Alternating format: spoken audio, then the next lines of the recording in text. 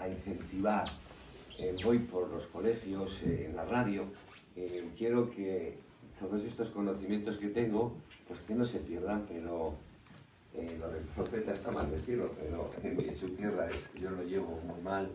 Entonces estar aquí para mí es una gran satisfacción y os lo agradezco, porque esto que comenté el otro día y lo que voy a comentar ahora, no se va a perder, no se puede perder, a que quede algo, porque realmente, y no es por chauvinismo, no es petulancia, tengo tantas cosas que contar después de 50 años de estar, aún tengo que estar muchos años flotando en tierra para compensar haber estado en la mar, flotar, tengo que muchos años sin esquina para compensar, y me han pasado pues casi todas las aventuras que suceden cuando estás en un medio tan complicado, que no es hostil ni peligroso, la mar no es traicionera ni nada de eso. La mar tiene unos límites y te los pone, igual que ese toro bravo que no le quiere torear ningún torero y se le echan al corral y le tiran las almohadillas. Y como le dijeron ¿cómo se llamaba? A Frascuelo, que le dijeron, digo, pero torea ese toro, y dice, ¡fu! Es muy malo, meterlo al corral, yo no, que vaya preso. Que era muy malo, meterlo al corral, y eso es lo que hay que hacer en la mar. Está muy mala la mar, ya te ha dado 2 o 3 y te ha indicado el camino, métete al corral. Claro, la mar es un toro bravo, que hay que saber respetarle y conocerle. Este Frascuelo decía que le habían toreado al toro en las capeas. Cuando torean al toro, pues cogen malos vicios, y entonces aquel lo vio, digo, sí, yo voy a la cárcel, pero tú te vas al corral, yo no te toreo. Bueno, el tema es que las costeras, os voy a decir que es muy bonito, porque hay que decirlo, el Cantábrico, en toda su dimensión, no es un mar rico, no es un mar prolífico en peces, no tiene nada, está vacío. No se pesca como en otros mares que pescan, salen a millones los peces. Aquí, si no hay costeras, no hay peces. Se entiende, puedes pescar un chicharro, puedes pescar una breca, un salmonete con aparejo, pero no sé si habéis visto estos vídeos que hay en YouTube que te están pescando a 200 metros de la costa y pescan unos meros a pulso, que eso es una salvajada. Aquí no hay pesca productiva para una economía, se entiende. Pero, claro, de vez en cuando venían con las corrientes del Golfo, pues ciertos peces que se ven favorecidos por esta corriente, y entonces el pescador lo aprovechaba, lo sabía de siempre. Vamos a empezar por el bonito. La costera es todo lo que encierra, desde el primer barco que sale hasta el último que va a entrar, cuando el bonito ya se ha ido. El bonito viene corriendo desde fuera de las fosas de las Azores, viene corriendo, son así alevinitos, pero viene con las corrientes del Golfo, y aparte de que la corriente del Golfo, del Gulf Stream, trae muchos nutrientes, lo que sí trae también es millones y trillones de alevines de anchoa, de bocarte, porque el bocarte, que se ha salvado de la debacle de la primavera, que se pesca tanto, y hay tantos que llegan a esas cosas, ahí se pierden y desovan. Entonces enseguida se hacen alevines y vienen con la corriente del Golfo en alevines. Tienen la sustancia, comen del plancton, y ahí viene el bonito. Bien, de 15 a 20 días, de 15 a 20 días, se ve que el bonito es más grande y es más grande. Y a última hora ya los bonitos, los matreros que los llaman, son bonitos ya de 12, 14 kilos, engordan enseguida y luego desaparecen. Todos esos 3 o 4 meses que dura la costera, el pescador del Cantábrico se dedica a ellos, porque vienen toneladas, vienen a miles los bonitos, a miles. Y entonces, pues de todos los puertos del Cantábrico, de todos, desde siempre, saben que el bonito tiene ese paso. Y antiguamente, vamos a hablar de que salían... Pasamos. Sí. Antiguamente salían con estos lanchones, con estas barcas, remando, y caceaba con una velita o caceaban remando, porque el bonito, como no estaba tampoco muy sometido, no sabía, pues se acercaba a la costa y lo pescaban muy cerca de la costa, a 5 o 10 minutos. Entonces iban a pescar, pescaban sí, pero tenían que volver enseguida, porque era verano, el bonito había que tratarle, porque enseguida se cuece, decimos, se queda feo. No había hielo, evidentemente, en verano aquellos peces había que traerlos a puerto. Y cuando venían a puerto, siempre en tierra, estaban ya los muleros, los trajineros, que venían de Burgos, de por ahí, que son de ese tema no le tengo muy estudiado, venían por la parte de las Muñecas, la zona de Sopuerta, y se iban por allí a Villarcayo, y por la zona del Laredo, ¿cómo se llama? Esta vía de los muleros. Los tornos. Sí, los tornos, se iban allí por Espinosa Monteros, y se distribuían por ahí, por Castilla, por ahí, y entonces cogían estos peces y con hielo y con helecho y con limón por las bacterias, pues los llevaban. No sé lo que comerían, porque un bonito que esté 2 o 3 días sin tratar ya está huele, pero bueno, entonces se comía el pescado muy mal. Y lo que era en el puerto era un mercado impresionante, porque también estaban los conserveros que compraban bonito para hacerlo en conserva.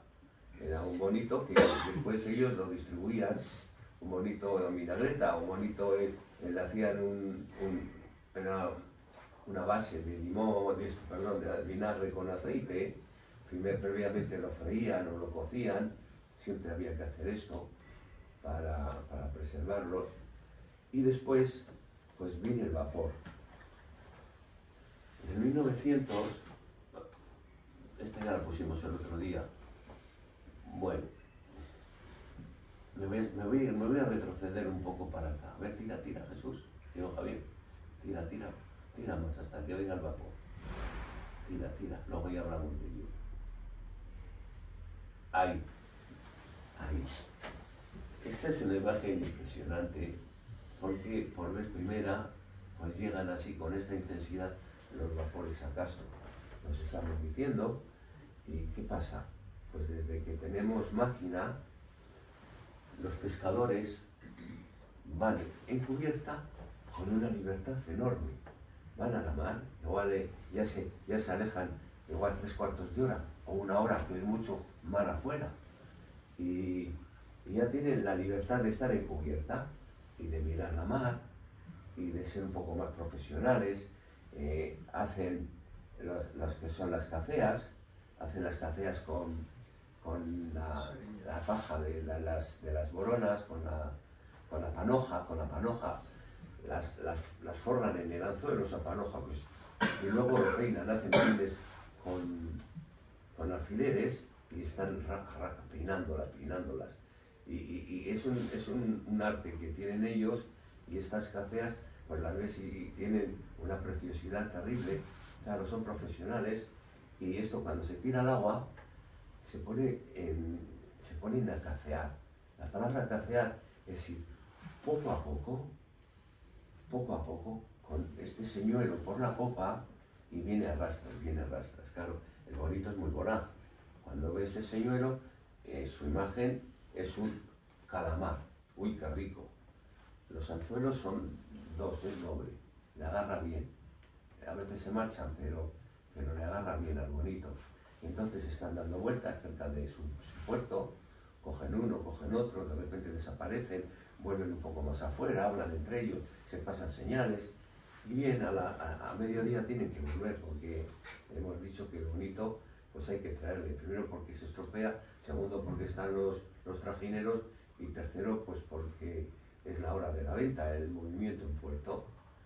Y además que es muy bonito porque las reglas y las tradiciones de la cofradía obligan a salir en convoy.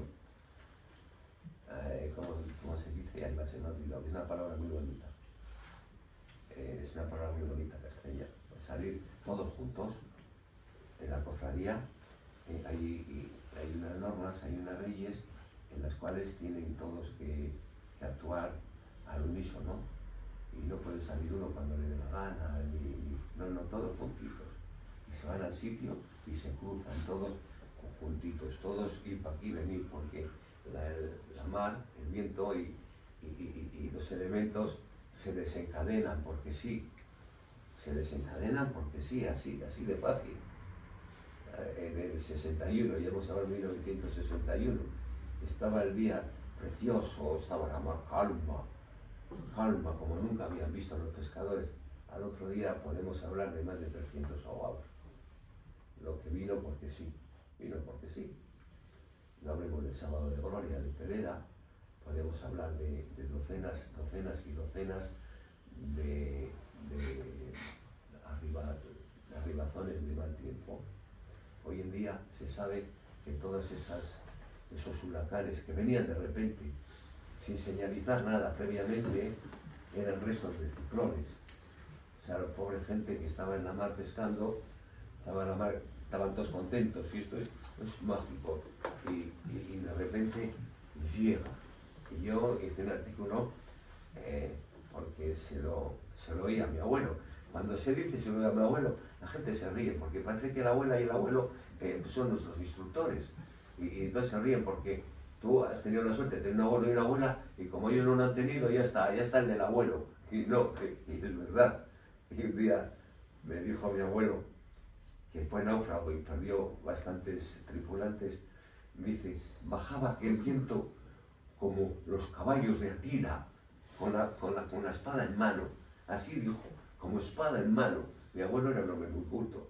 Y entonces, un día me tocó en toda mi vida vivir este momento, solo un día.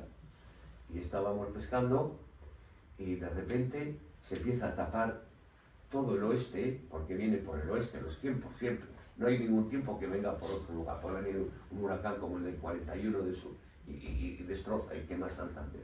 Pero no, eso no tiene que ver con las galernas y con los restos de ciclones y con lo que es. Y de repente, pues vi algo que me recordó al Simun del desierto. Habéis visto esas películas que viene una ola, una onda de arena, y claro, los bereberes corren, se tiran al suelo con los camellos, porque aquello es inaudito, aquello es de muerte. Y yo, venía a una velocidad y se veía que patinaba sobre la lámina de agua, patinaba, es curioso, patinaba. ¿Por qué patinaba? Porque la fuerza que había por detrás, yo era un ejército como decía mi abuelo, de las hordas de Atila que venían, que bajaban con espada en mano, porque a él le tocó varias. Y entonces ese día, tocó solo, digo, una vez solo en mi vida, nos dimos para Puerto, gracias a Dios, al que estábamos muy cerca del puerto. Pero después, cuando pasó todo y se evaluaron los daños, pues hubo varios barcos desaparecidos. En el País Vasco, sobre todo San Sebastián y todos los puertos del Cantábrico, que están más abiertos que el nuestro, tuvieron muchos problemas en tierra, los veladores salían, porque era verano, estamos fuera, y corrían las sombrillas y todo aquello era un caos auténtico. Y alguna vez os ha pasado que habéis visto que de repente pues todo empieza a volar y a moverse, que nos ha pasado en los veladores, que de repente, pues claro, eso pasa en todos los puertos, porque una parte de esta galerna va lamiendo la costa, no es que esté sobre mar, lame la costa, lame bien y entra a los puertos y entra donde la gente. Y entonces, pues, sí, eso es un tema que hay que tener en cuenta. Estos vapores salieron de unos créditos que hicieron en Madrid para los pescadores. Bueno, ¿qué iba a pasar? Pues de repente, claro, ¿quién tripula estos barcos? ¿Quién es el patrón? Pues así a los patrones más activos, que son más hábiles, les hacen patrones de estos barcos, les hacen patrones, pero va a pasar una cosa, creo que en la anterior charla, es que eran unos grandes barcos y tenían una gran autonomía, pero era carbón, y andaban muy bien, Muy bien, el patrón iba como de popa de una trainera, más bien venga a abogar, venga que yo llevo. ¿Qué pasaba? Que el maquinista, el hombre de la máquina, no tenía conocimientos. Y esto, yo tengo, que soy el archivero de la Cofradía de Pescadores, pues he estado mirando los libros de actas y da pena, porque tenían tantas averías, había que ir a buscar piezas a Bilbao, había que traer mecánico de Bilbao para que arreglasen aquello, y hubo varios años que eran más las pérdidas que las ganancias. Y de vez en cuando daban socorros a los pescadores, porque como eran más las pérdidas que las ganancias, pues no repartían soldada. Y aquello fue terrible. Se provocaron muchas divisiones con esto, muchas divisiones. Había muchas envidias y entonces pues todo esto, toda esa miseria, que era una miseria, provocó que entre ellos hubiese enfrentamientos y a última hora se dividen y crean una porción de ellos, de pescadores, otra nueva cofradía, se llama la de San Pedro, y que estaba financiada por el poder político. ¿Quién les financiaba? El poder político los manipuló a los pescadores, los manipuló terriblemente. Se dividieron la cofradía entre San Andrés y San Pedro y con la guerra civil hubo unas represalias y muchos muertos. A cuenta de esto, de estar enfrentados las dos cofradías. Incluso a la cofradía de San Pedro les pusieron un economato y las mujeres de los pescadores dicen, pues, tú de San Andrés nada, tú de San Pedro, que nos dan alubia de aceite y vete. Y les obligaban a los maridos a ir porque tenían las puertas abiertas, claro. Había que debilitar a la cofradía de San Andrés. Hubo muchos problemas desde 1921, cuando se separan, hasta el 36, en la que, pues, claro, una vez que instauran el mandato por los revolucionarios, pues os obligan a que se junten y nos queda en los libros de la cofradía con la condición que se ponga San Andrés y San Pedro. No ha sido nunca San Pedro, pero bueno, así quedó para la historia. Bien, pues eso es, estamos ahí, eran barcos muy bonitos y andaban bien. Lo único que tenían necesidad de gastar carbón, mucho carbón, mucho. A veces pescaban y decían los patrones, dice, bueno, qué bien que por lo menos hemos sacado para el carbón. Eso es verdad. ¿Y sabéis lo que hacían? Pues se iban hasta Gijón a cargar carbón, lo metían abajo de la cubierta. Venían así debajo del agua casi, cargaban mucho, porque el carbón aquí en Bilbao y si lo traían en camiones les costaba mucho. Pues iban mediodía para allá y otro medio para acá a cargar el carbón. Bien, hablando del bonito, les puedo decir que ahora en la actualidad voy a dar un salto porque la costera no la puedo obviar. Hemos hablado de cómo pescaban con las traineritas, con los lanchones, cómo pescaban con los vapores, a la cacea, y entonces, claro, había que alar el bonito a mano. Y la socala, había una socala, la socala es la pieza más fuerte, ¿sí? Desde donde está el señuelo hasta donde va la cuerda amarrada. A esa cuerda iba un alambre de acero, finito, finito, era irrompible. Y el pescador pues tenía que alarlo así, y se le quedaba el cable aquí agarrado, metido, y era bracear, que se decía. Tenía que ser un hombre muy diestro, porque de repente, claro, venía aquel bonito, empezaba el pobre, y empezaba hasta que le amarraba, le mordía, y había que echarle una mano, y era muy difícil meterlo, porque del alambre no se podía tirar. Entonces, claro, había expertos para pescar, había expertos para meter el gancho, siempre se metía el gancho, siempre, sí, se metía el garrucho. Sí, no se podía meter un bonito de aquellos a pulso. Hoy en día habéis visto esto de pesca extrema y todo esto. Yo es que me quedo alucinado porque pescan con un buen anzuelo, peces de 30 o 40 kilos y cómo tiran y no se les escapa. Y si nosotros, no sé por qué se nos iban casi la mitad de los peces, se iban. Estos tienen una forma los anzuelos que les penetra y además que es que están tirando del cabo fuerte.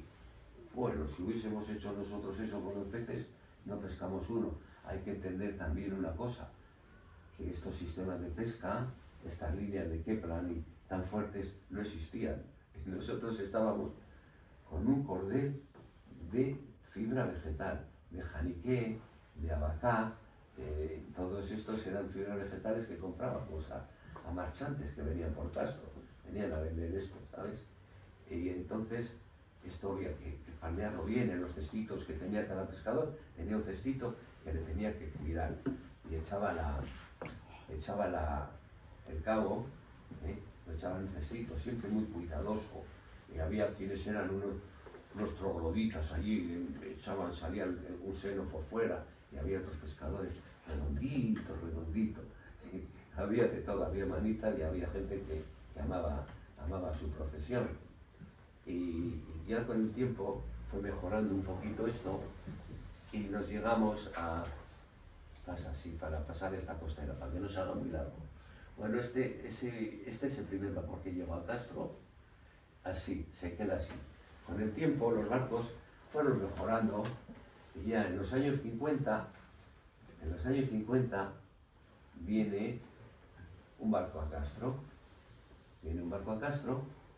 que no sé si era un Yeregui, el de tu abuelo, de tu padre, esta señora de la Asunción, ¿no? Era un Yeregui, sí. Sí, yo estuve en ese barco pescando con tu padre, sí, y entonces pues llega un barco Yeregui, lleva un barco que tiene 150 caballos y que tiene un poderío y tiene una autonomía de la leche de repente.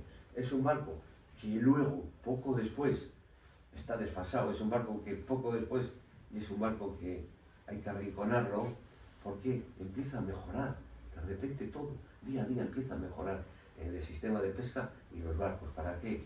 Para ir más lejos, ¿para qué? Para cargar más, porque hay unas bodegas con hielo, y ahí se meten los bonitos, y pueden estar hasta 15-20 días allí, pueden meter, yo no sé, cuántas arrobas de bonito, 1000 arrobas, yo que sé, ahí metían todo.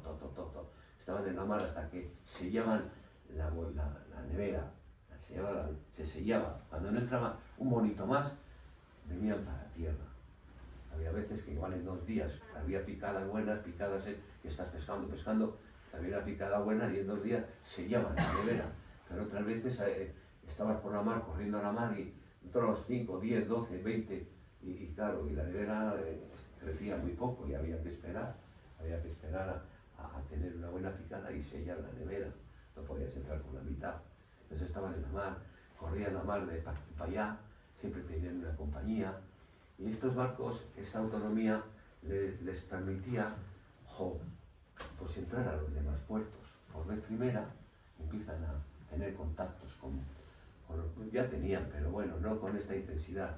Ya entraban a los puertos, pues por ejemplo, a vender, a hacer hielo, a buscar víveres y empezaron a conocer pues todos los puertos de la cornisa cantábrica de lugar a lugar, todo.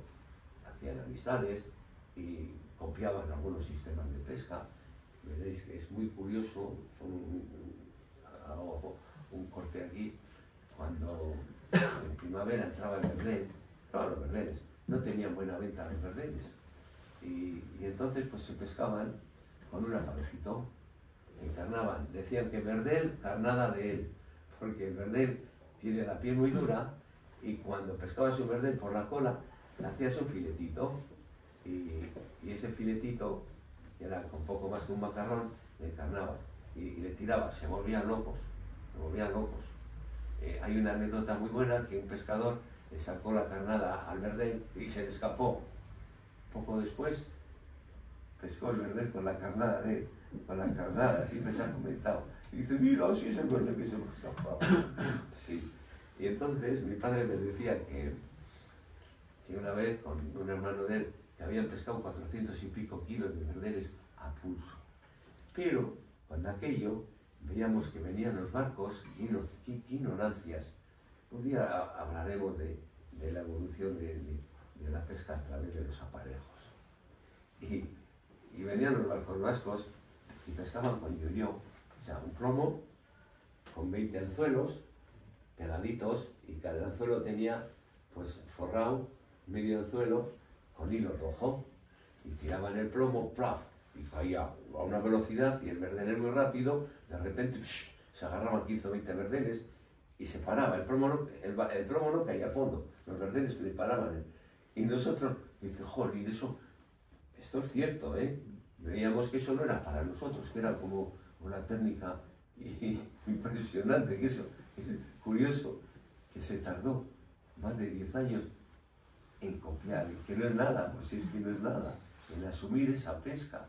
Los barcos pequeños, las motoras, las merluceras, se tardó en asumir eso lo viví yo, y ahora pues todos tienen los yo 20, 30 anzuelos, tienen el carretel eléctrico, no hacen nada, ellos están así, sube y baja, desmaya, quita los anzuelos, electrónicamente, pum, pum, pum, pum, baja y sube. Y los peces pasan por una ranurita pequeña los anzuelos, clac, y le rompe el morrito y caen hasta las cajas. Ellos sí, cuando se llena la caja solo tienen que quitarla, porque es una masa muy grande de pesca la que viene, y entonces eches donde eches, como haya verdeles, te los sacas todos.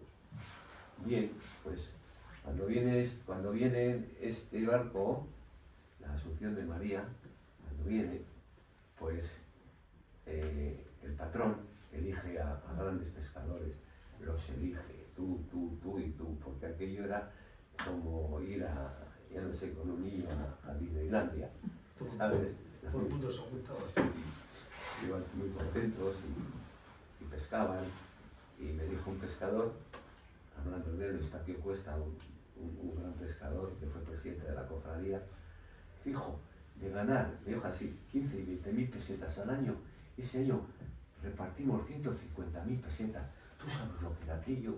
Digo, pescábamos, pero mucho, estaba la mar llena de bocarte.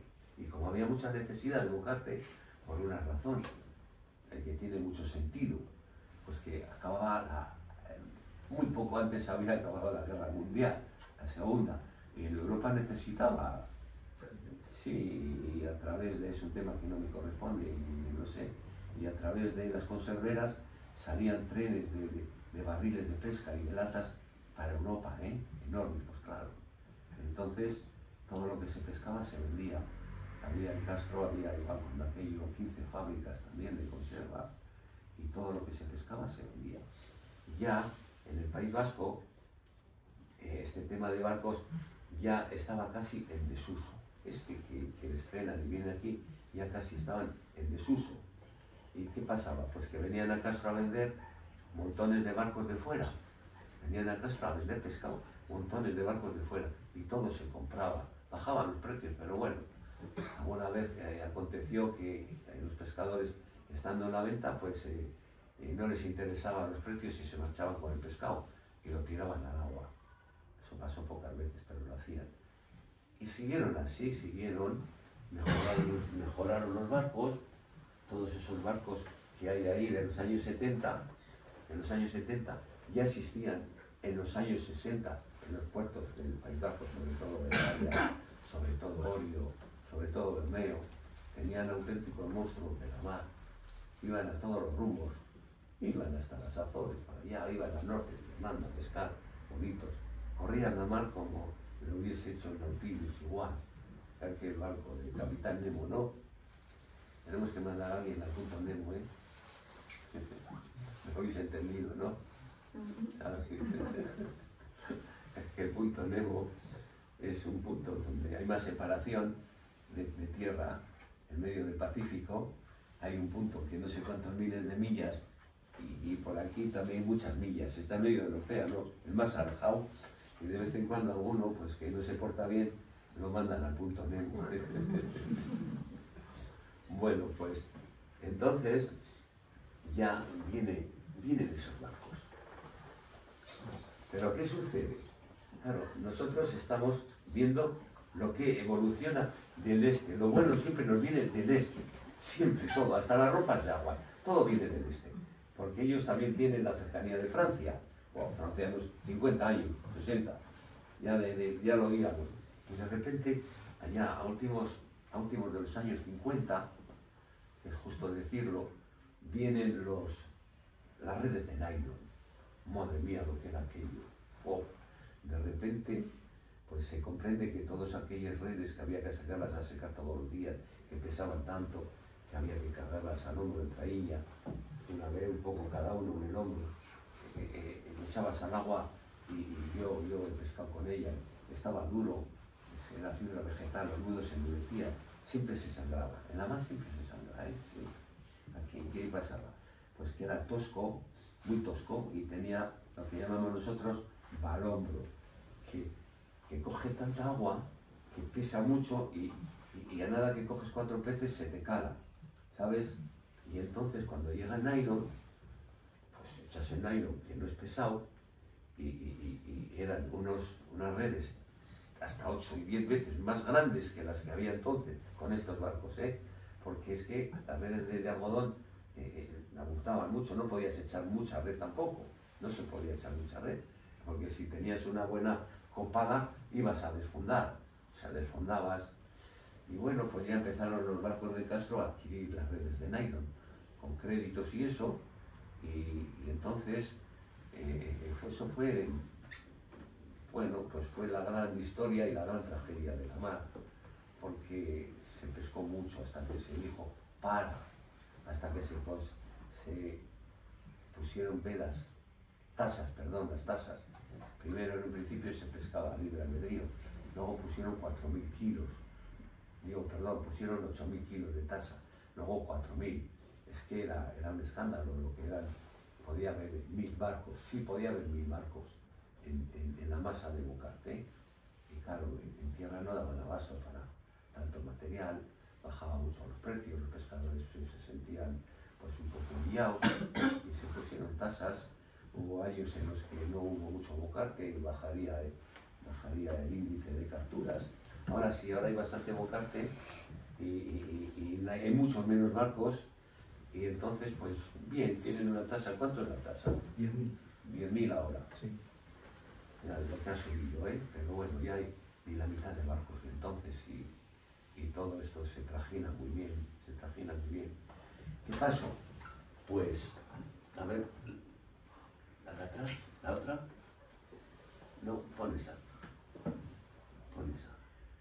Vino, no se ve por ahí un poquitín, pero lo sabéis, con estas redes de nylon, porque a mano no se hubiesen subido nunca, porque eran muy grandes, no se hubiesen subido nunca, y más si está llena de pescado, porque el pescado tira mucho, los hombres no pueden con ello, a Trascarel, eso es la mar, aguantan y cuando baja, cuando van adelante, cogen un poquito a Trascarel, pero era imposible.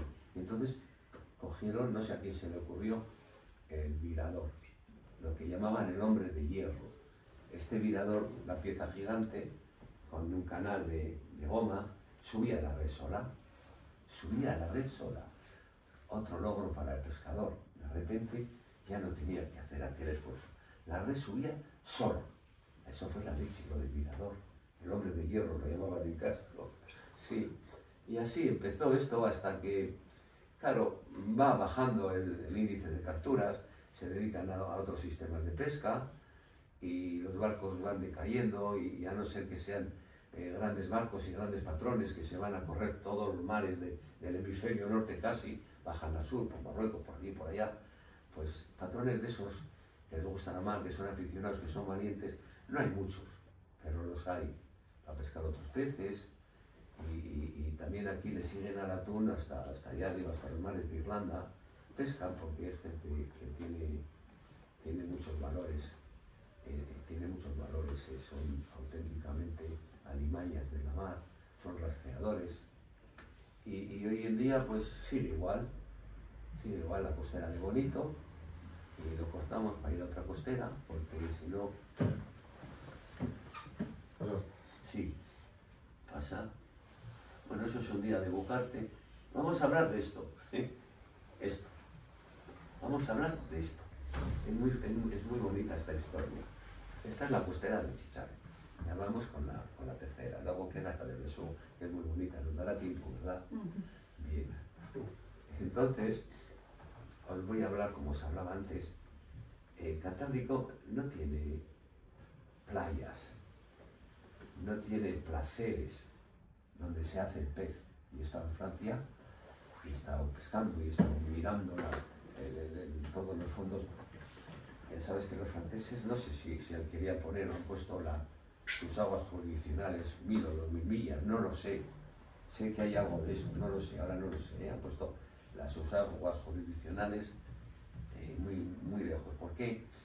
Porque los condenados, y si digo condenados, tienen una plataforma continental de 700 millas. ¿Qué es eso? Pues que el fondo del lecho marino no baja tanto, va bajando igual de la costa, ¿no? 20 brazas, y va bajando despacito, muy despacito, y ya se va. Y aquello puede llegar al final, pues puede haber igual 800 o 1000 metros. Eso es plataforma continental. ¿Qué sucede? Pues que eso es como el vergel de eso es el Edén. Ahí se dan todas las citas, todas las migraciones tróficas y genéticas de todos los peces de la mar. Una vez estuvimos localizando un banco de centollos. Cuando el centollo en invierno, ¿qué hace? ¿Sabéis? Se juntan, vienen por allí a miles y hacen un monte impresionante. Se juntan todos los centollos a protegerse. A miles se juntan, ¿sabes? Y localizamos con sonar toda aquella masa de centollos. Esto es cierto, ¿eh? Pues se juntan, se pegan, vienen por todas partes, ¿sabes? Es curioso que tienen esa cita, como los ñus de la sabana de Serengeti, que saben dónde tienen que ir. Es curioso. La pesca se da todas las circunstancias. De hecho, yo estuve detenido 2 veces. Estuvimos detenidos porque nos metíamos a pescar a Francia, porque salías de Castro, andabas un poquito y ya te metías en sus aguas, ya te metías allí. Como había tantos barcos, al principio nos permitían más, pero luego de repente pusieron las lanchas de guerra y nos apresaban y nos metían allí unas multas de la leche. Y es que no había pesca en nuestro sitio, porque no hay plataforma continental.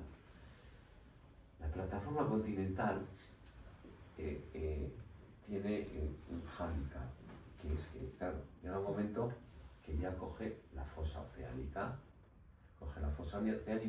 el beril, que se llama la esquina, eso es el beril, y luego ya baja, pero baja a una intensidad enorme, nada, en 10 o 12 o 15 kilómetros o millas, ya está 3.000, 4.000, 5.000, 6.000, 7.000 metros, ahí no hay nada que hacer. Pero en el beril, en la esquina, y teniendo todo eso, ahí siempre hay pesca, ahí siempre hay material. Y los franceses tienen esa suerte. ¿Qué suerte tienen los condenados? Nosotros no tenemos nada de plataforma, muy poquito, 20 millas nada más. Y sí, hay a veces que se tiene lo que llaman los cabezos, peñones que hay en la mar, peñones auténticos. Igual surge desde el fondo y surgen con una intensidad igual yo qué sé, igual 200, 300 metros, y a veces en medio de la mar están tan cerca de la superficie que si hay olas, arriba hay un babeo, hay un resacado que se llama, se sabe que, porque, por ejemplo, Roma ya pescaba allí. ¿Y por qué sabía Roma que en medio de la mar, a un montón de kilómetros, había ahí una ruta donde hay mucha pesca? Pues evidentemente vieron en sus viajes lo que hemos visto nosotros en los nuestros, que cuando hay mar de fondo, pues la mar pega contra los bajos y hace pues un babeo, un resacar que le llamamos, y entonces se sabe que ahí hay piedra, y en estas piedras tan grandes sí que se producían ciertas clases de pesca, como es el chicharro. El chicharro se reproducía aquí, en sus bases, claro. Y entonces, la miseria es la miseria. Cuando entraba el chicharro, es otra costera, vamos a hablar de la costera del chicharro, voy a terminar enseguida para pasar. Resulta que venían los chicharros para tierra, pero en bálamos de millones de kilos venían a tierra. Todos, unos empujaban a otros para arriba y saltaban encima del agua. Algunos chicharros venían cómodamente navegando, porque otros le empujaban y venían. Y los pescadores andaban a las merluzas, porque las merluzas venían comiendo y había veces que la merluza se metía por dentro y la ahogaban, ¿sabes? Aquel argullón que llamaban argullón, pues asfixiaba a las merluzas y andaban con un redeño por fuera a ver si cogían, porque la red de algodón, digo, no tenían miedo de echarla, la perdemos. Y entonces, ¿qué hacían? Pues tenían 8 o 10 cabos, todos enredados, con muchos anzuelos, aquí era un jeroglífico, y echaban para pescar chicharros y lo pescaban al anzuelo. Había veces que se enredaban con el otro barco y el patrón tira cabrón, mete, que cuando más metas, mejor para ti. Y entonces, se tira cabrón, que esto es mío, que esto... Pescaban así, la gente de aquí pescaba así. Y aquellas masas de chicharros les llamaban tómbolas, porque desde lejos zumbaban todas esas aletas que tienen arriba, en nadar y eso, zumbaban y se oía en alta mar donde estaban los chicharros por el zumbido.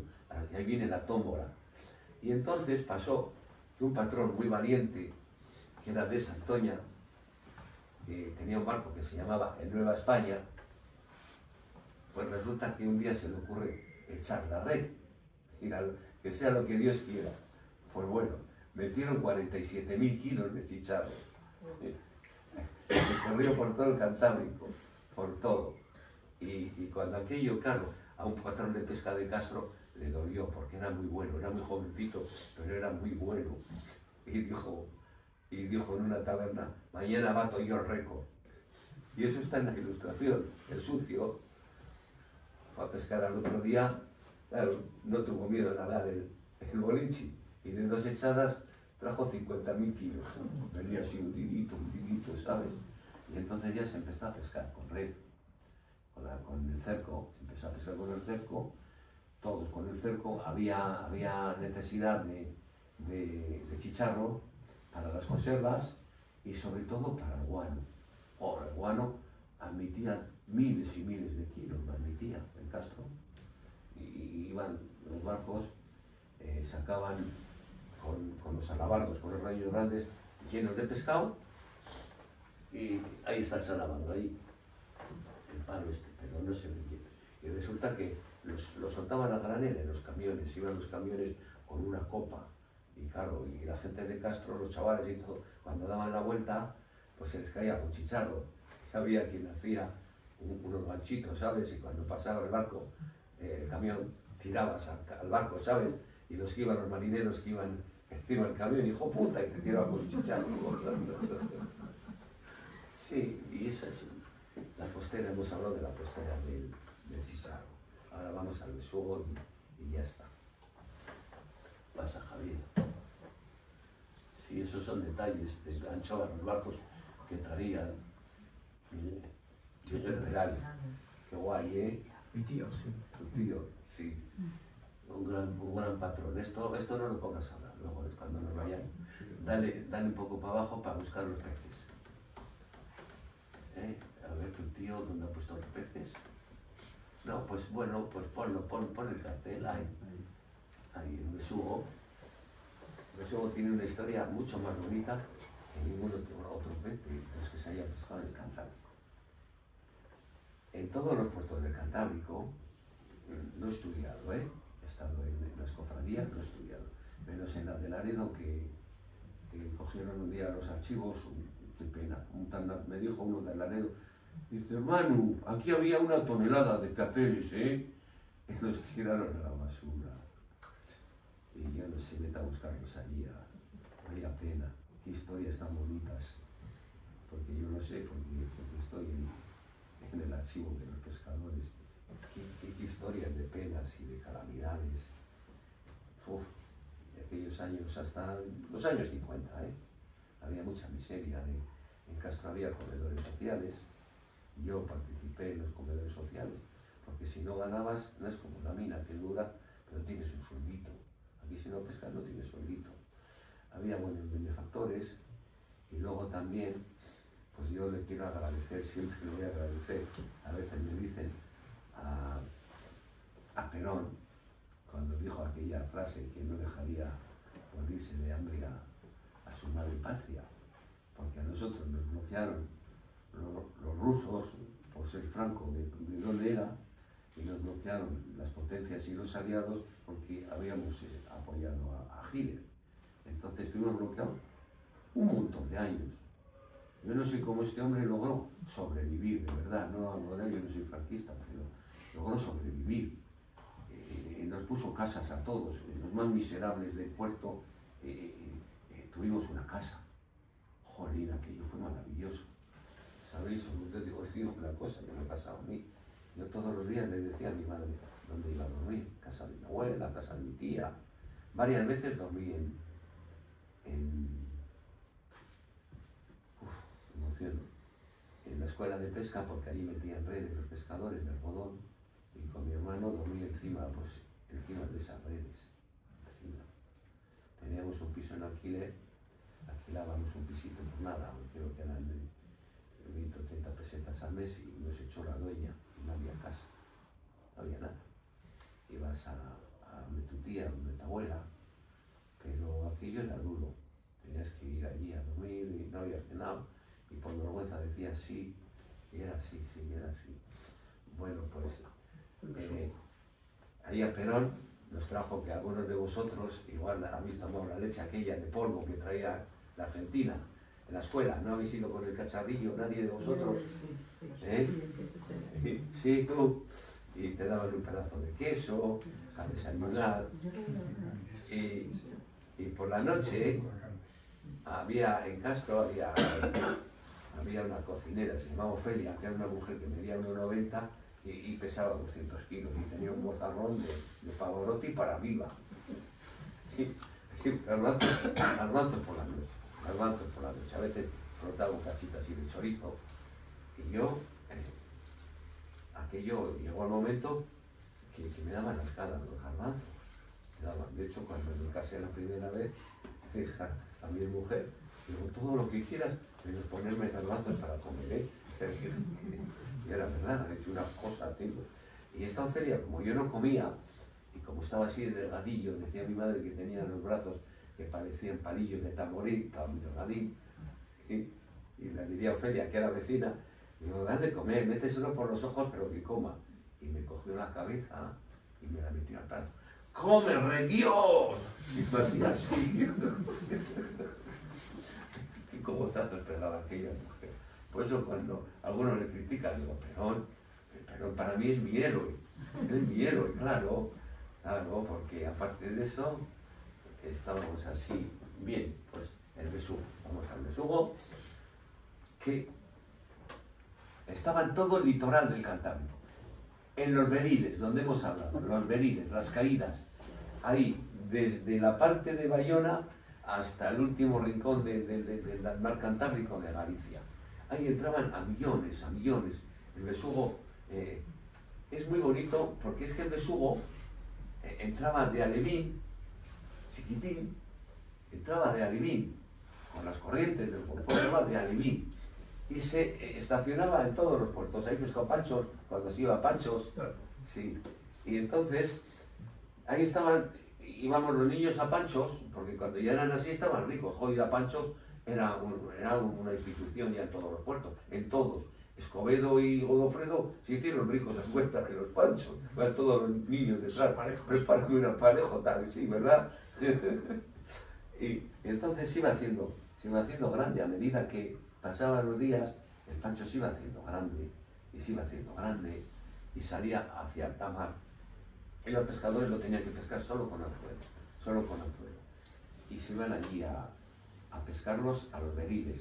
En un principio iban las embarcaciones de remo y vela.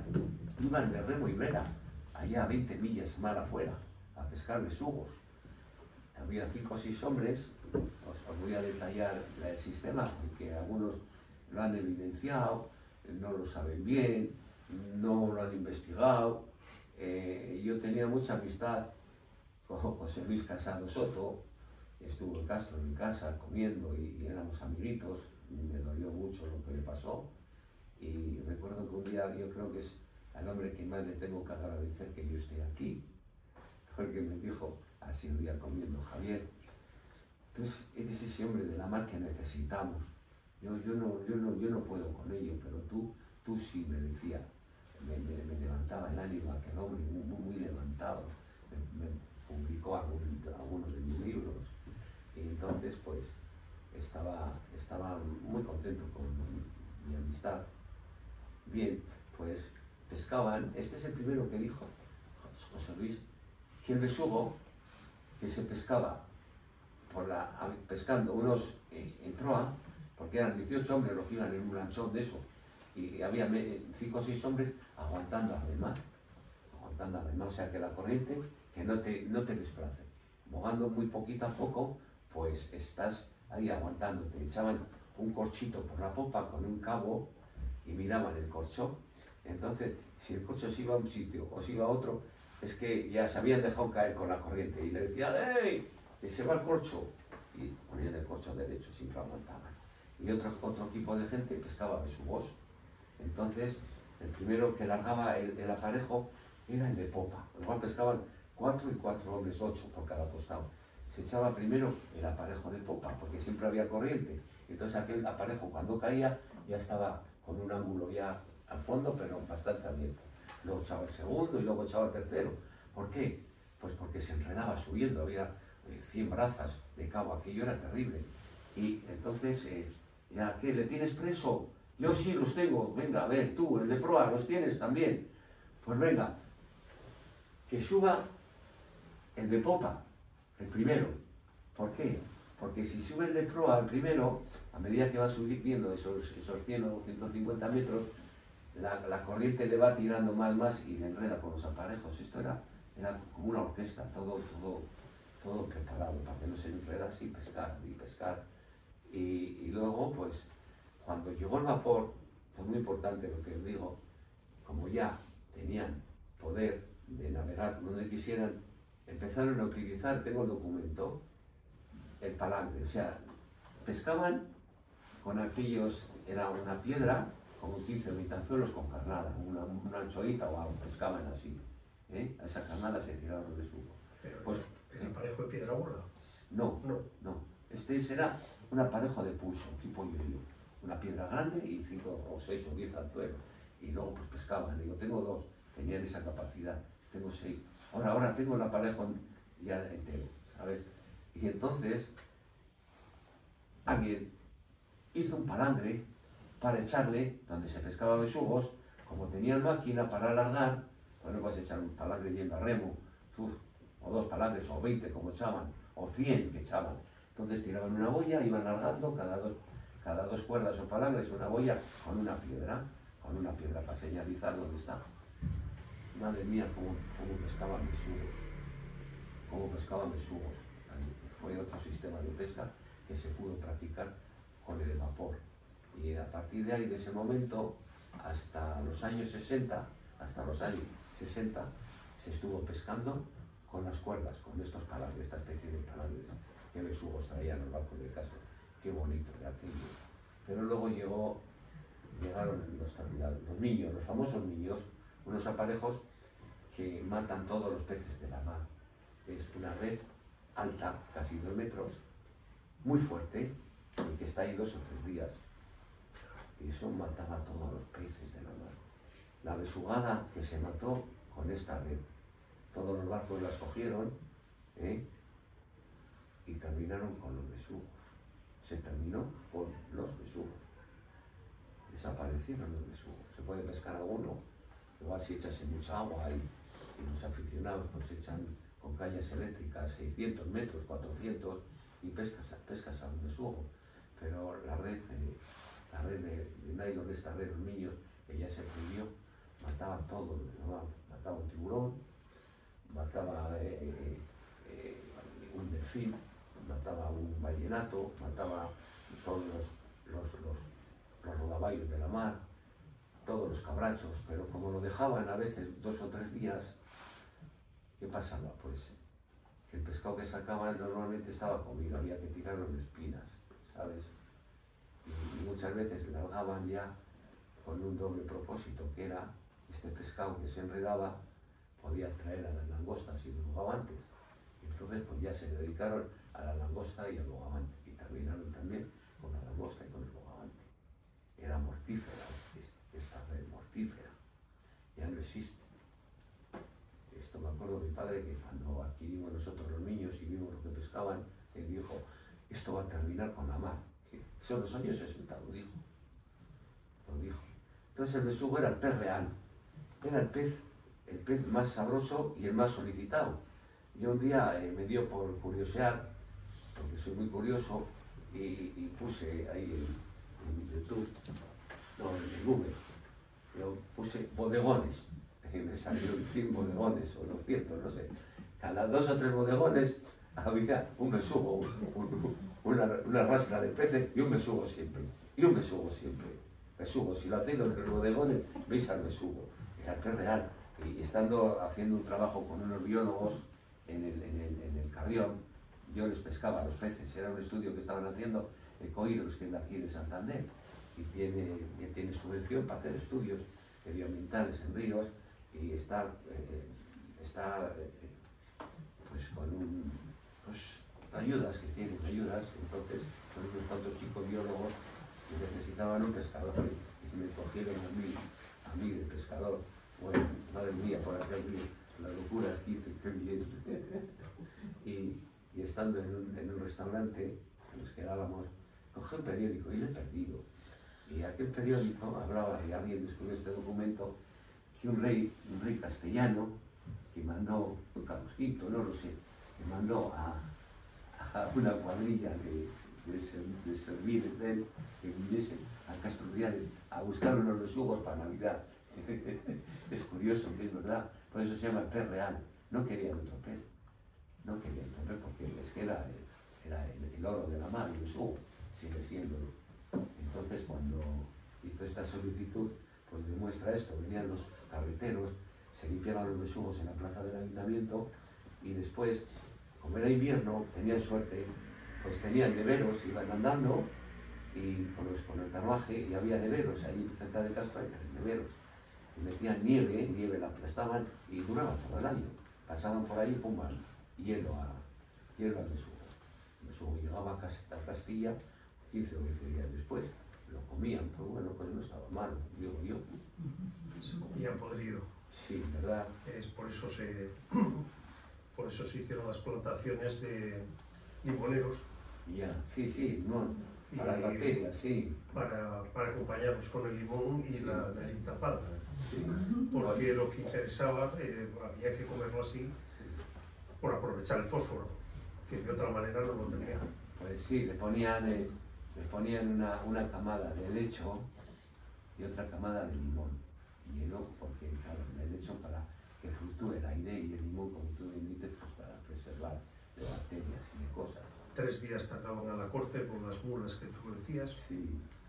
Aprovechaban la madrugada, vamos, siempre al atardecer alimentaban y guardaban en las paradas, las postas, paraban, descansaban los animales, de noche por el sol, y durante, claro, y durante el día con más sol y demás es cuando tenían que estar a resguardo, y era siempre para la fresca, por la noche, y le reventaban así todo. Se decía, hay muchos refranes en los que se habla de reventar por llegar antes a los puntos de venta. Bueno, pues ahora, antes de lo último que hay, que os voy a hablar, cuando demos la próxima charla, vamos a hablar. Muy bien. Encantada. Pues la última, la de abajo. Os vais a reír un poco, porque ahora viene lo bueno, lo bonito de la mar viene ahora, ¿eh? ¿Cuál es? Ah, la otra, ¿ves? Esa. Bueno, mirad a ese señor. A ese le conozco. Mirad a ese señor. A punto de jubilarse, un barquito, 6 caballos, se va al tamar, se viene, sube, baja, pero es muy bravo, es muy valiente, pero es un botero rastrero. Había un grupo de boteros muy numeroso que suscitaban muchas envidias a los de los vapores. Los barcos grandes ya que vienen, aunque ya son diésel, los seguimos llamando los vapores, los seguimos llamando vapores. Y entonces, claro, salían abuelitos, chavales jóvenes y gente, y veían a los boteros que estaban por la costa, en calorcito, pescando cabrachos con sus trasmayos, luego iban a puerto y allí estaban palmeando más bien, luego el que quería iba a la playa a bañarse porque tenía tiempo, y entonces les tenían un odio terrible. Eran dos grupos, los boteros rastreros y los vaporistas. Es más, yo soy el hijo de ese señor, que a mí me llamaron botero rastrero. Ibas en la mar, salían los barcos estos, salían a la mar, a Bonitos, por ejemplo, y se oía una voz, botero, rastrero. Claro, andábamos por la costa pescando los mejores peces, los que había, los que se solicitaban en tierra, en los restaurantes y todo, ¿sabéis? Y entonces, este grupo éramos muchos, eran sobre todo padres e hijos, y íbamos a pescar. Era una pesca muy simpática y muy entretenida, y encima en verano, a las 11 de la mañana, ya habíamos terminado hasta el día siguiente. Y a mí me daba tiempo, con mis 17 años, ir a la playa con mis amigos a jugar al fútbol. Claro, uno pensaba con todo, mira, de que pescador ese vago me había levantado a las 2 de la mañana, ojo, todos los días a las 2 de la mañana. Y claro, ibas, luego me echaba 2 o 3 horas, que me dejaban más bien, el sueño mío es la siesta ya. Yo me hice hombrecito echando la siesta. Hoy es la siesta mi sueño. Y claro, luego después de comer, venías de la playa, te echabas 2 o 3 horas y a las 6 o las 7 en verano, pues salías otra vez. Y yo estaba a las renas, pues claro, yo no dormía. A las 2 de la mañana, a veces mi padre estaba con un bum, bum, bum, bum, bum, llamándome, joven, llamándome, ahí iba yo corriendo al barco. Y mis amigos me despedían. Mañana nos vemos en la playa. ¿Cuántas veces, claro? La vida de un joven loco como yo.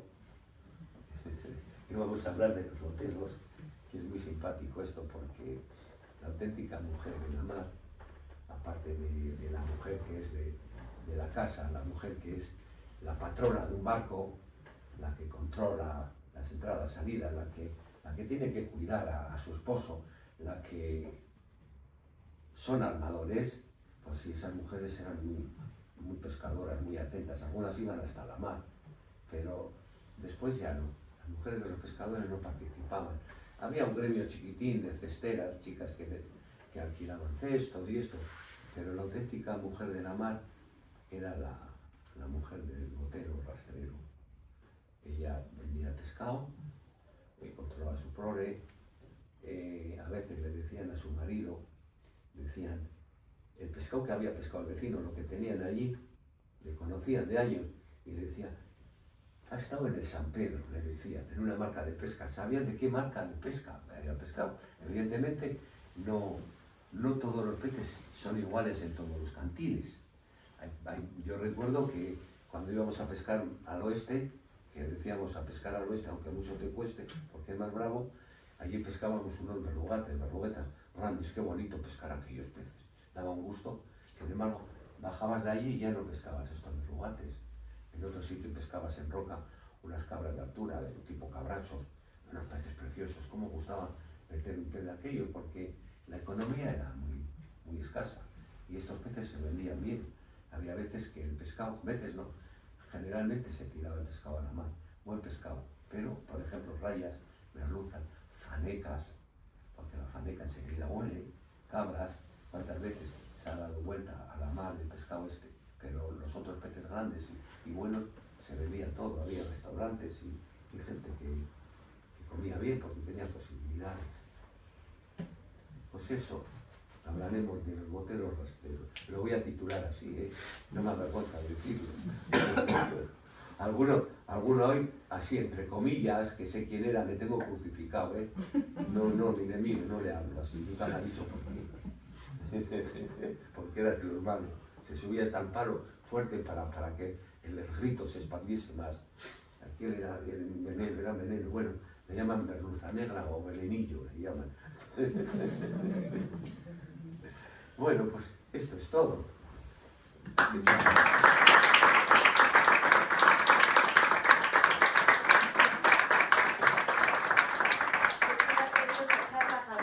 siempre porque de verdad. sí, el lenguaje tuyo es Ya, bueno, pues no estoy en mi mejor no momento. noto, pues no sé, pero Uy, uy, uy, uy. esto que pasamos es para controlar la asistencia de las personas que han venido y Javier ha sido preciosa porque Sí. se nota que Me lo gusta, vives, me que lo gusta. conoces y es la jerga del pescador, que eso es muy difícil hoy en día. Muy bien, sí. Abrimos turno de preguntas porque casi siempre pues abrimos un coloquio y si queréis preguntarle algo a Javier pues vais levantando la mano y vamos haciendo. Algunas librerías, sí. ¿Alguna pregunta? A ver, a un curioso. Sí, lo de... A ver, Espera, empezamos por aquí. Ella, de tú. ¿Es ella antes? El Vale. orden de las costeras en el año. ¿Eh? El orden de las costeras en el año. Anchoa, bonito, chicharro y besugo. Ajá. El chicharro era de otoño, cuando en la mar no había más pez que él. Solo había chicharro. Pero resulta que el chicharro era atractivo para las conserveras y para las fábricas de guano. Si no, hubiese habido que dejarlo, no pescarle. O sea, en ese sentido, pues como una lotería, hubo mucha suerte el chicharro. Se vendía nada a 2 céntimos, a 3 céntimos de peseta al kilo, pero claro, son miles de kilos y todos los días, pues partían bien, repartían bien. Sí, había más circunstancias, por ejemplo, en Navidades, un poquito antes del besugo, o que el besugo estaba escaso, entraban las bogas. Las bogas también, bueno, entraban las bogas y venían los barcos de Castro aquí a Sardinero, a bogas.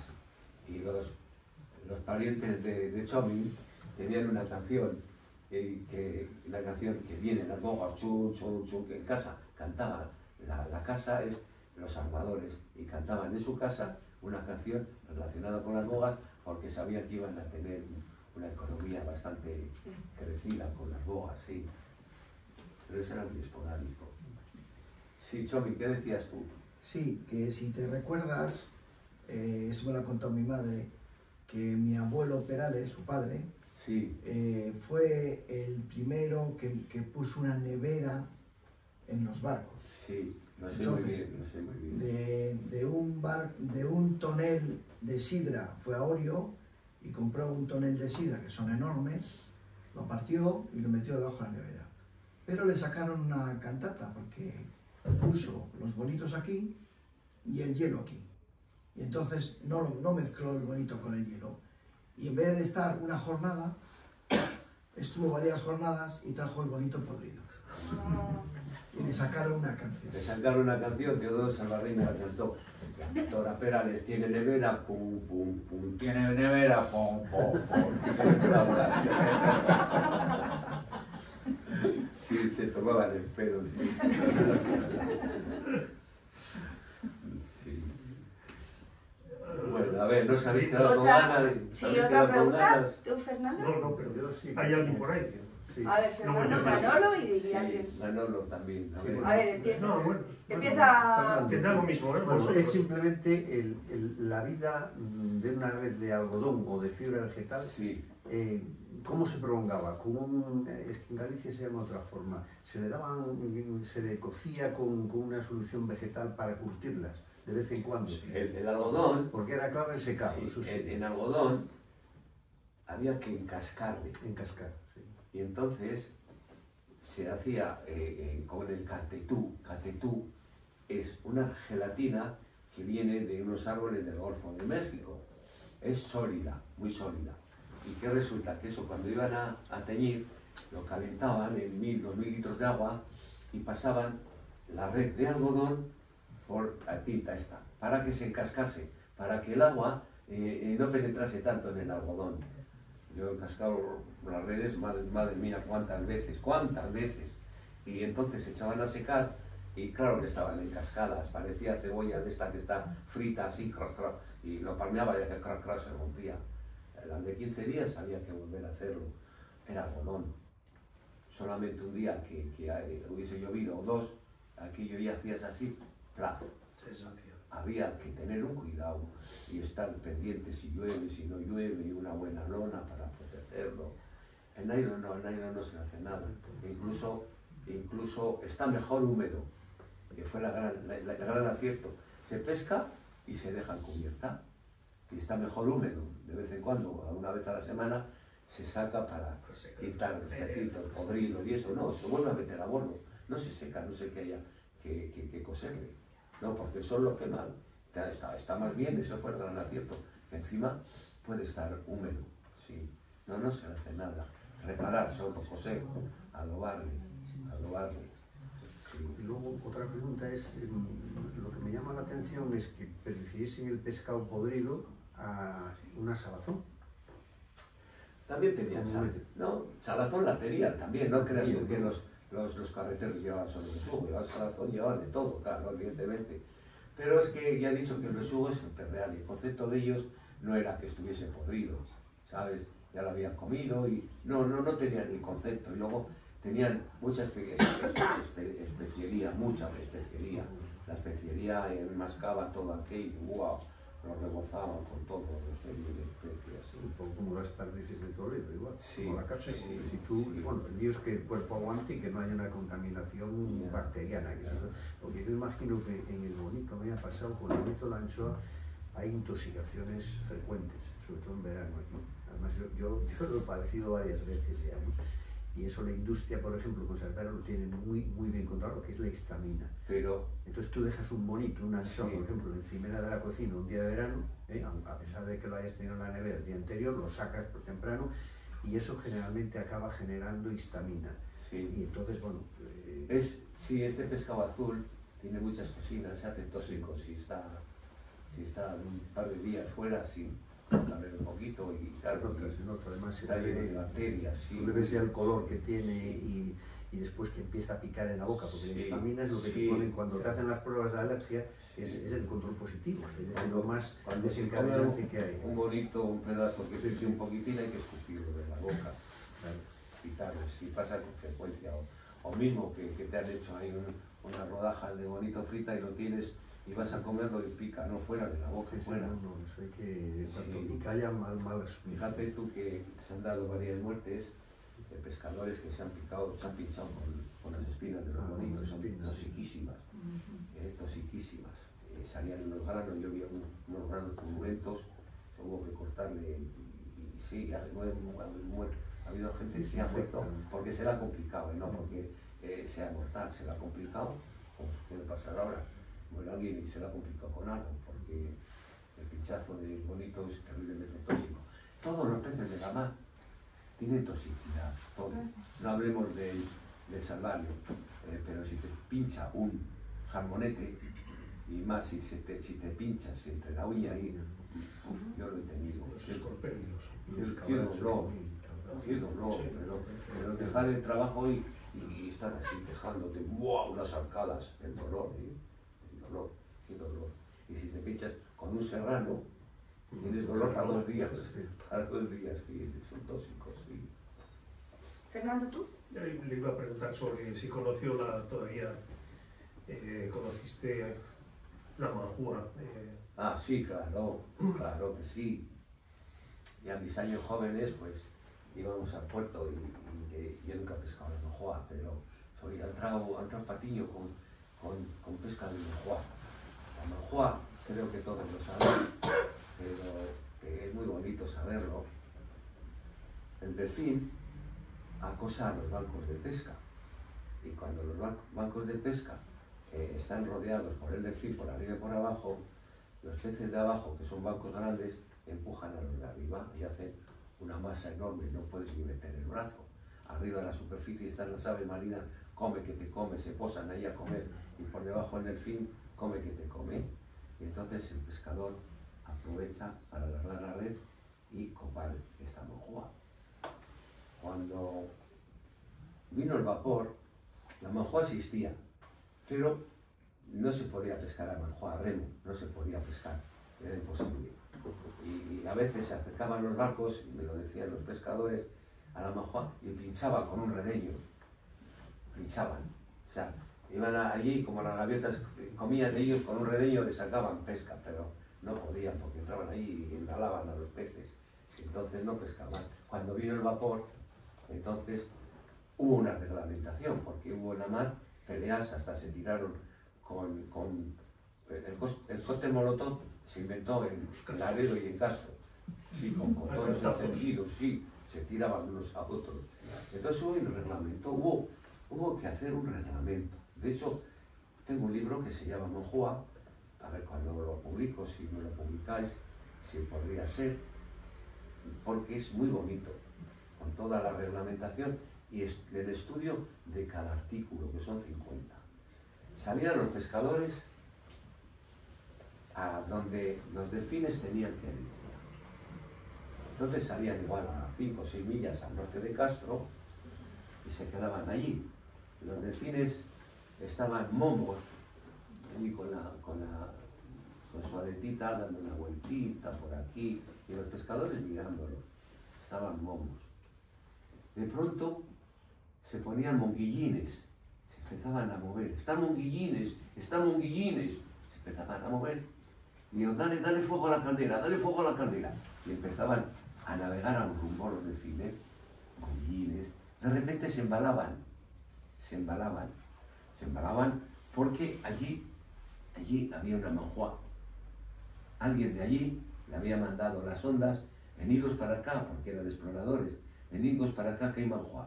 Salían los delfines a dar vueltas por la mar, algunos, a ver si localizaban una Montjoie.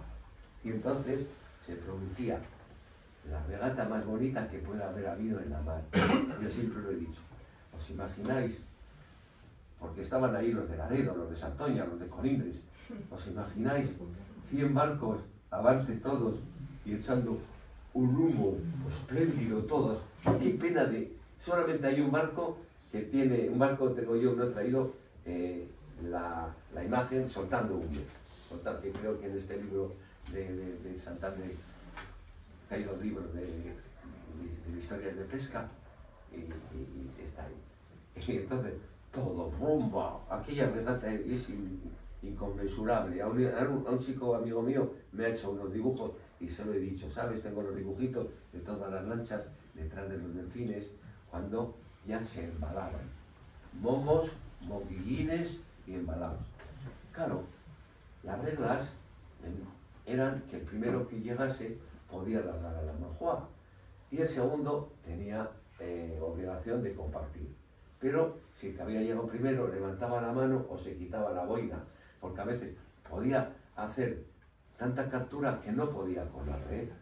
Y entonces el segundo que había llegado tenía derecho. A veces igual el patrón, al segundo, no quería que pescase, que ayudase el segundo que había llegado, sino su primo, su hermano que estaba allí. Entonces decía, tú ven para acá, que se creía dueño, y entonces el segundo entraba y rompía la red.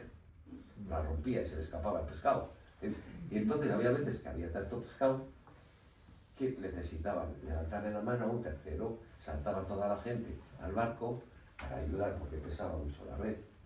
Y entonces, claro, había quien creía, que he llegado antes que tú, que no, que has llegado tú, que he llegado yo. Aquello fue terrible. ¿Y qué relación tenía con el chamusqui eso? El chamisqui, no, bueno, el chamisqui es otra cosa. ¿No tenía alguna relación, no? No, ¿El reparto, quizás? No, el chamisqui es cuando se está pescando. Disculpa, a mí me contaba mi madre que después de la Montjoie, Sí. pues saltaban varios tripulantes de un barco a otro a A ayudar, vender el día de muertos. pero el que llevaba la pesca a tierra Sí, llevaba 1 o 2 tripulantes Sí. de testigo sí, claro. para saber qué cantidad había Sí. y qué precio hacía. Sí, Y luego ella me contaba que en el Arenal se juntaban los de Ondarroa, los de Bermeo, los de Castro y deshacían las a medias. sí. Porque cada uno tiene una proporción, yo tenía una parte con este, otra parte con Sí. este, otra parte con el otro. Sí, sí, es verdad. Incluso, y como tú dices, el marinero... Iba el secretario del barco a Sí, sí, deshacer las a medias. sí. El secretario era un hombre que pues dominaba las cuentas y todo esto. Pero había veces que este hombre que saltaba para controlar un poco, pues igual iban a vender a Bermeo, no solo a Castro o a San Sebastián. Y entonces aquel hombre pues había que darle una dieta, había que darle de comer y todo, y era el que controlaba, sí, es verdad. A eso me refería. Sí, el tema del chamisqui.